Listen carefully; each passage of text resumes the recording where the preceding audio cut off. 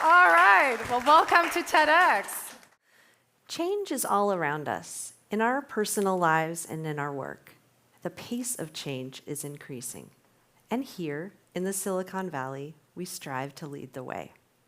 We hear the calls: change or be left behind, reskill or be replaced, embrace disruption or be disrupted. The McKinsey Group estimates that by 2030, 400 to 800 million jobs worldwide may be displaced by automation.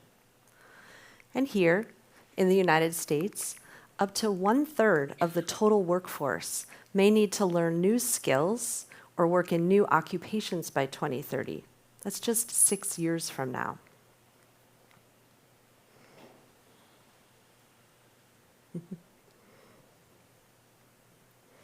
We know we need to adapt to survive. Sometimes change is exciting. We read these headlines and we see opportunity.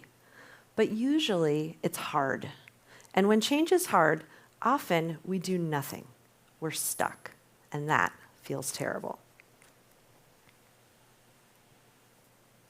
A few of you here may be thinking, oh great, I don't need this talk. I thrive on change. I'll just sit back and drink my coffee. But wait, even if you are a master of pivoting, I suspect that you know someone in your personal life or your life at work that isn't so quick to adapt, even if it seems clear that it might benefit them. So let's think about it. Is the ability to change with ease something you're born with? Something that will determine success in this rapidly changing whitewater world of work and society? On the flip side, is my difficulty with change a fixed character flaw? Something I should hide? Something that will doom me to be left behind as the world evolves around me? The answer is no, a resounding no. I am here to convince you that we need to stop making it a problem when change is hard, and realize that we all can make the changes that matter to us if we focus on 3 simple things.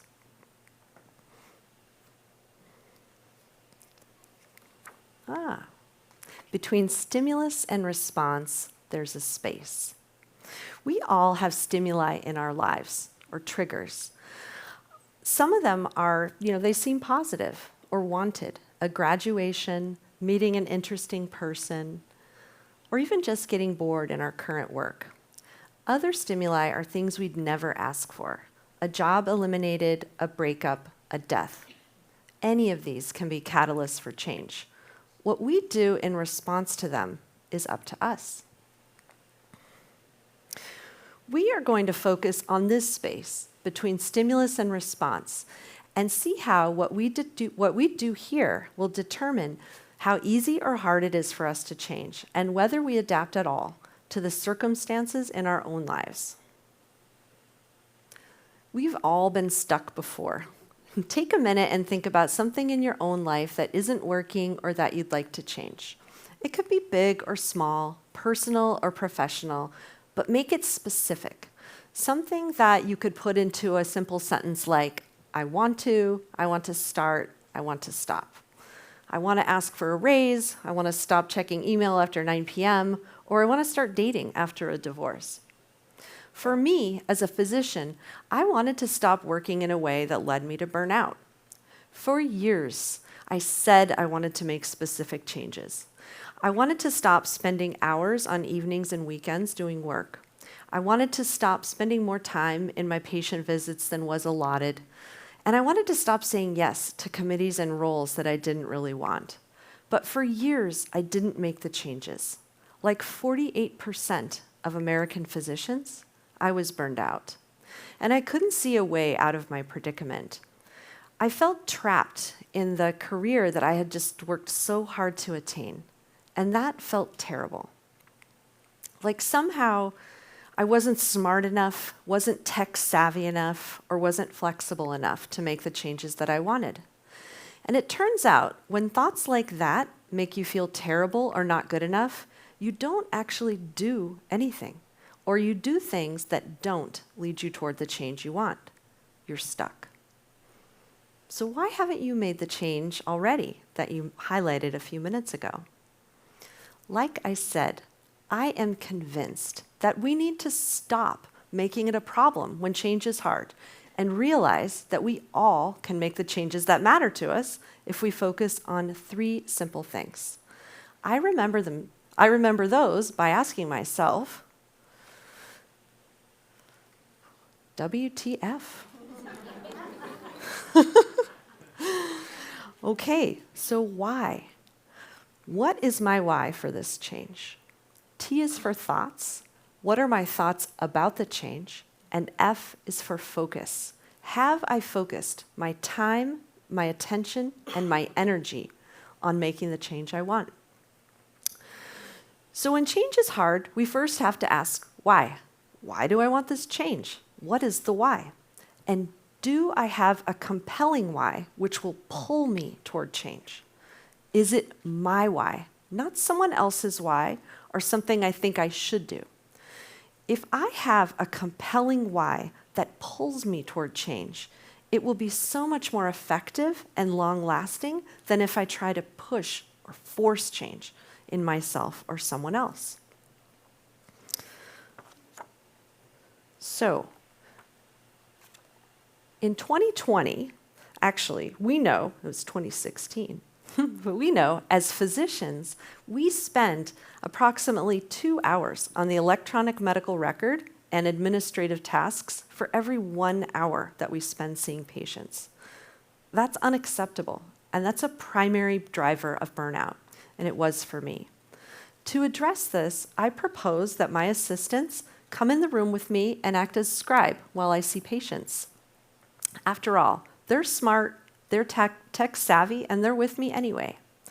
I thought that this was a great why. I'd get my documentation done more efficiently, my staff would appreciate us running on time, and I thought it would make their work life better because they would get to learn more dermatology and they'd learn the diagnoses and the treatments. It seemed like a win-win. Well, it is clear that I considered my own why, but I did not consider a compelling why, or I didn't find one for my staff. So that brings us to the second component of WTF, our thoughts. This one's really important, I think. We have to ask ourselves, what are my thoughts about this change? And are they helpful? Okay, so we have somewhere between 6,200 and 50,000 thoughts per day, and we're not aware of most of them. Now, before we just move forward and accept that, the scientist in me has to ask, where did we get that number? Okay, seemed a little crazy. So, since 2005, the estimate of 50,000 thoughts per day has been linked to the National Science Foundation. But when I went looking, I couldn't find the actual paper describing how that was done and how we know that. But in 2020, psychologists at Queen's University in Ontario gave us more concrete data. They used functional MRI to measure and track the individual spaces between thoughts. And they did that in people both at rest and during activity. Doing this, they were actually able to count individual thoughts. And their data suggests that an average person has at least 6,200 individual thoughts per day. That is a huge number of thoughts. Those thoughts are just running in the background through our consciousness. Most of them are things that we have been thinking for so long, or we think them so frequently that they seem like truth. Things like, I'm athletic, I'm not good with numbers, I'm a hard worker. You probably have some of those that you think are just facts about you. But the truth is that those thoughts they have some truth, or they did at some time, or else we wouldn't pay attention to them. But that does not mean that they are still true or that they're helpful to us now. We can actually step back and notice our thoughts. We do this if we practice mindfulness. We can consciously decide which thoughts will be helpful in pulling us toward the change that we want. We can practice and highlight those thoughts with the goal of bringing them toward a new default for us. Some examples of true but not helpful thoughts include, I've never given a TED-style talk outside of medicine before. I might suck. That is actually true. But that thought will not help me evolve into a person who gives TED Talks. Instead, I can focus on this thought. I haven't given an exact talk like that before, but I've given lots of lectures. The skills are the same.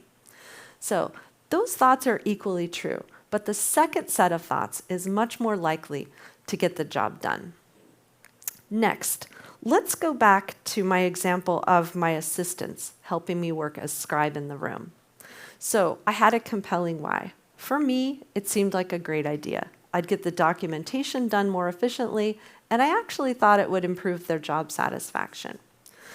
My thought was, this is a simple way to improve the clinical day for all of us. Okay, seems good. The problem is, I did not find a compelling why for my staff. The reason I know that is that they voiced their actual thoughts. And the main thought was, that will never work. So, I had not found a compelling why for my staff, and I did not understand their thoughts about the change before I made the proposal. Obviously, this change, offered in this way, was dead. So that brings us to the last question that we need to ask ourselves when change is hard. Have I focused my time, attention, and energy on the change I want?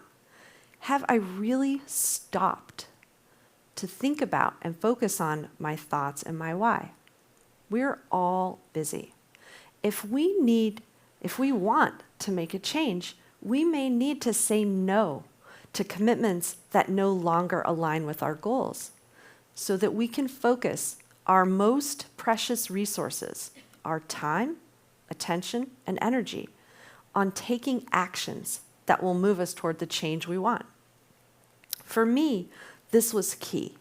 Once I finally started saying no to things that mattered less, I was able to take actions and really focus on the things that improve my life at work.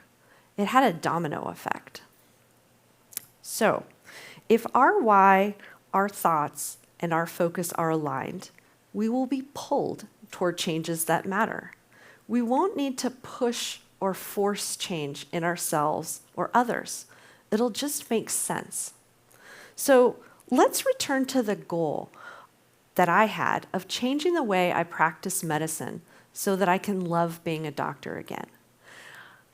I want to solve complex medical puzzles. I want to have the honor of knowing my patients and helping them change their lives for the better. And I want to be clear about where work stops and where the rest of my life takes over. And I won't waste another minute in physician burnout. Well, I can report that I am making solid stepwise change, and it's a work in progress. The thoughts that initially helped me succeed in medicine, thoughts like, be the best, don't make a mistake, put your head down and work, finish this, and then you can rest. Those thoughts are still there in the background, but they are not helpful anymore, and I don't focus on them.